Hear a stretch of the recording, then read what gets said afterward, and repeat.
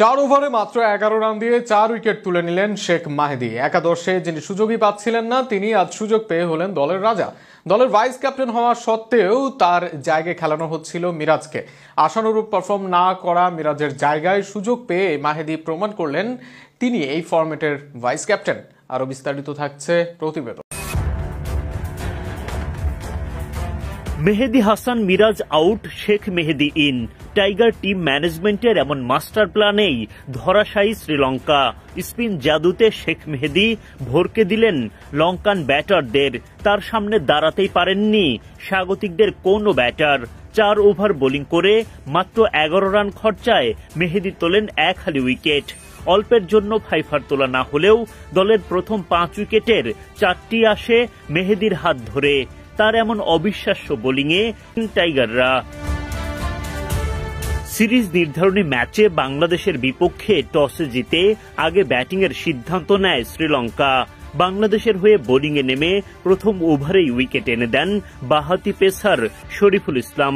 শরীফুলের বলে ফ্লিক করতে গিয়ে তাওহিদ হৃদয়ের হাতে ধরা পড়েন কুশল মেন্ডিস। 4 বল থেকে 6 রান করে ফিরে যান মেন্ডিস। প্রথম ওভারে 14 রান খরচ হলেও উইকেট শিকার করে ভালো শুরু পায় বাংলাদেশ। পরের ওভারে অলরাউন্ডার শেখ মেহেদীর আঘাত। স্লিপে দাঁড়ানো তানজিদ তামিমের হাতে ক্যাচ দিয়ে এবার উইকেট হারান কুশল পেরেরা।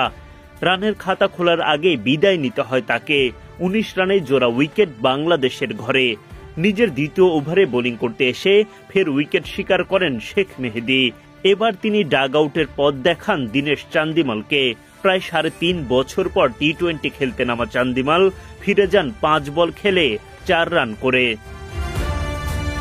দুর্দান্ত বোলিং করতে থাকা শেখ মেহেদীকে যেন থামাতেই হিমশিম খেল গোটা শ্রীলঙ্কা। মেহেদী নিজের তৃতীয় শিকারে পরিণত করেন চারিথ আসালাঙ্কাকে। বোল্ড হওয়া আসালাঙ্কা 8 বল খেলে মাত্র 3 রান করতে পারেন।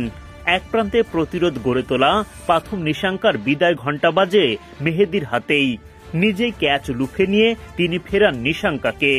মাত্র 66 রানের মধ্যে 5 উইকেট হারায় লঙ্কানরা। 4 ওভার বোলিং করে মোটে 11 রান খরচায় এক হালি উইকেট তোলেন শেখ মেহেদী। শামীম পাটোয়ারি, মুস্তাফিজুর রহমানরা উইকেট শিকার অব্যাহত রাখেন। ফলে বাংলাদেশি বোলারদের চাপের মুখে খুব একটা সুবিধা করতে পারেননি শ্রীলঙ্কার ব্যাটাররা। সীমিত পুঁজিতেই তাদেরকে আটকে রাখতে সক্ষম হয় বাংলাদেশ।